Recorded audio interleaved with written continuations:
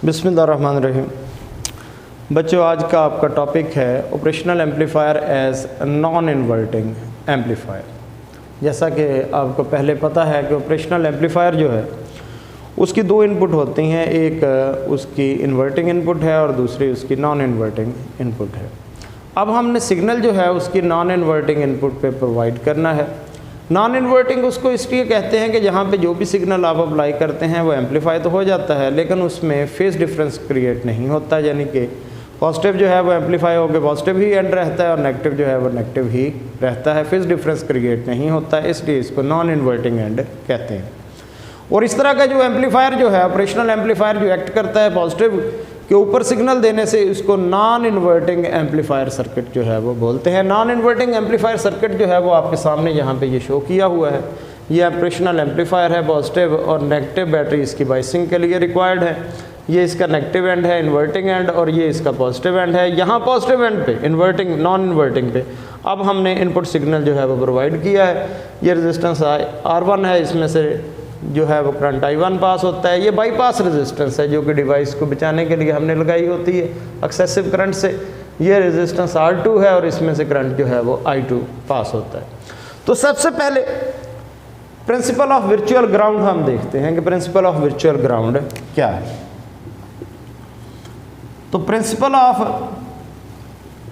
Virtual ground कि अगर एक इनपुट जो है वो ग्राउंडेड है, जीरो पोटेंशियल पे है, तो दूसरी जो है वो वर्चुअली सपोज कर ली जाती है कि वो भी ग्राउंडेड है। This is called principle of virtual ground. अब इसका रिवर्स सोचे, अगर एक जीरो पोटेंशियल पे थी तो दूसरी को भी हमने जीरो पोटेंशियल पे सपोज कर लिया, ये प्रिंसिपल ऑफ वर्चुअल ग्राउंड है। लेकिन अगर एक जो है वो हायर पोटेंशियल पे है तो दूसरी को भी वर्चुअली हम हायर पोटेंशियल पे कंसीडर कर लेते हैं। This is an other statement of principle of virtual ground. ये अदर स्टेटमेंट जो है वो हम यहाँ पे इस्तेमाल करते हैं। ऑपरेशनल एम्पलीफायर जो है इसकी ओपन लूप गेन जो है वो बहुत ज़्यादा होती है, तकरीबन 1,00,000 गुना तक सिग्नल को इंक्रीज करने की सलाहियत रखता है। और ये इतनी हायर वैल्यू सिर्फ उसी वक्त पॉसिबल है अगर डिनोमिनेटर जो है वो बहुत छोटा हो, नियरली इक्वल टू 0 हो, यानी कि V positive is nearly equal to V negative. But यहाँ पे V पॉजिटिव जो है वो तो VI इनपुट के इक्वल, V पॉजिटिव जो है वो VI के इक्वल है, लेकिन V पॉजिटिव तो V नेगेटिव के इक्वल है। सो वर्चुअली V नेगेटिव जो है वो भी किसके इक्वल हो जाएगा? VI के इक्वल हो जाएगा। This is called principle of virtual ground.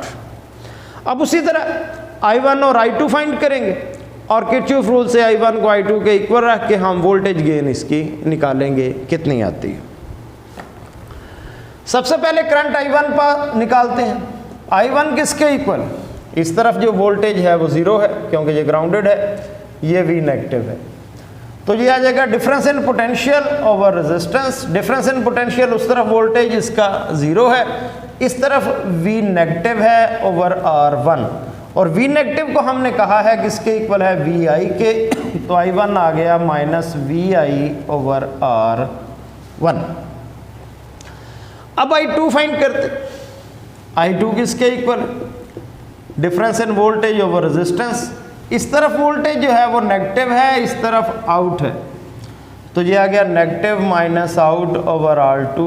Negative जो है वो VI के इक्वल है, minus V out over R2, तो ये आ गया I2। किरचॉफ रूल क्या कहता है कि I1 is equal to I2, दोनों को हम इक्वल रखते हैं। I1 is equal to I2, दोनों को इक्वल रखते हैं और वहाँ से वोल्टेज गेन निकालने की कोशिश करते हैं। तो I1 is equal to I2। I1 है माइनस VI ओवर R1 और I2 कितना है? VI minus V out over R2। यहाँ से हम सिंप्लीफाई इसको करते हैं तो ये आ जाएगा माइनस R2 ओवर R1 और ये आ गया VI minus V out over VI। इसको सिंप्लीफाई करेंगे तो ये आ जाएगा V out over VI 1 plus R2 over R1। ये आपकी वोल्टेज गेन है, तो वोल्टेज गेन आ गई 1 plus R2 over R1। Voltage gain जो इन्वर्टिंग एम्पलीफायर सर्किट की थी वो थी -R2/R1 और इसकी है 1+R2/R1, यानी कि इसकी जो गेन है वो हमेशा जो है वो 1 से ज़्यादा आएगी नॉन इन्वर्टिंग एम्पलीफायर सर्किट की। तो इसकी गेन हमेशा इन्वर्टिंग से जो है वो ज़्यादा होती है। डिपेंड ये भी इन एक्सटर्नल रेजिस्टेंसेस पे ही कर रहा है, internal characteristics of operational amplifier पे इसकी गेन डिपेंड नहीं करती। Thank you very much.